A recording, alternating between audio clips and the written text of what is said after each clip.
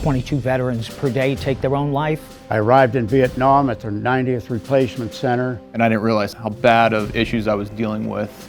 I was in a tunnel in the darkness for a long time. Like I struggle to put into words like how much gratitude I have for Bradley and being paired with him. She is like magic. And it's because of her that I'm here today. At Life Changing Service Dogs for Veterans, we're dedicated advocates, helping to heal the wounds of war. Our goal is to get these veterans back to enjoying the beauty of life and restoring their dignity to being the person that they used to be or want to be. The problem in this whole situation are suicides.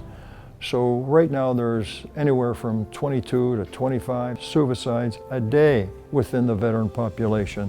One suicide of a veteran a day is too many. You know, in looking at veteran suicide, there are two age groups that are in significant danger. The first being 24 to 35. These are returning veterans coming from Afghanistan or Iraqi freedom. They may be feeling survivor guilt, having flashbacks, a bad breakup, divorce. The other group would be the 75 to 84. These are World War II, Korean veterans, Vietnam veterans. They may be without a spouse, they may be alone, no family, and as a result, they have really nothing to live for. And he's at the point where, based upon the severity of his disability, may say, this is it. I don't want to go through this anymore. I've had enough pain in my life. These dogs train to mitigate the visible and invisible disabilities facing our veterans. These medical service dogs are truly wonders. It's miraculous what they do. Their number one job is to care for those veterans, to have their six, in essence, to save their lives. My name's Connor Green. I grew up in Pittsburgh, Pennsylvania. I'm a native to the area.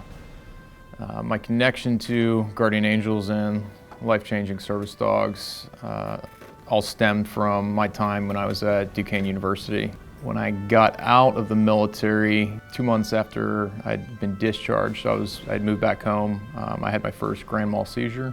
You know, I was working at Duquesne at the time as the director of the Office for Military and Veteran Students, and it was a simple invitation to join us. Connor came to my office and asked about the dog. It'd be my first full year there. I had another grand mal seizure. I was definitely at a very low point.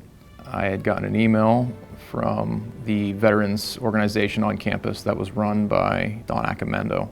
And he's like, I see you have a break between these two classes. Like, why don't you drop in and we'll talk about this further. And that's where it all began. That's where life-changing service dogs entered my life. And then that first day when he came to my office, he had a hat down to about his eyebrows, glasses on. It was hard to make eye contact. And to see him now, it's a 180-degree turn. So initially a big concern was, because I was doing a lot of walking to and from school, was collapsing in the road. People not knowing what's going on, just being treated like, I don't know, you could be intoxicated under the influence of drugs. And I remember thinking like, you know, like I'm gonna get arrested or handcuffed or something's gonna happen because I'm having a seizure, I don't know what's going on. They don't know what's going on. My independence was completely stripped. That dog had a major impact on my life. Definitely brought a lot of confidence back that I lost, because there was, I would say, some fear, even though there's nothing I could do about it. Fear of the unknown of having a seizure in public and what's next. And with seizure detection, he eventually picks up on your subtle cues. He can detect a seizure coming. So he does carry a emergency medicine on him. So it's like our rescue medicine. It's a benzo. And if he picks up on it before I do, I can literally just pop that pill in my mouth and wait 5 minutes and I'm good to go. I can go about my day. I didn't know how much being paired with a working dog would have an impact on my life. There's a sense of like peace in that of itself, just knowing that, you know, like I'm not alone. I've always got him with me. Like I struggle to put into words like how much gratitude I have for Bradley and being paired with him. My daughter Mallory happened to see Connor and Bradley on campus. She sent me a text and said, I saw Connor and Bradley. And I said, how'd they look? And she texted me 5 letters, strong, all capital letters.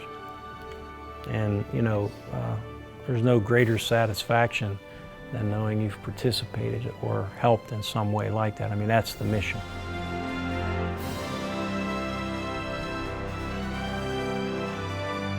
And I was moved by this whole opportunity to provide service dogs for our brave warriors in need. The suicide rate for veterans is twice that of the general population. We have not solved that problem here in America yet. One of the solutions is a Guardian Angels medical service dog.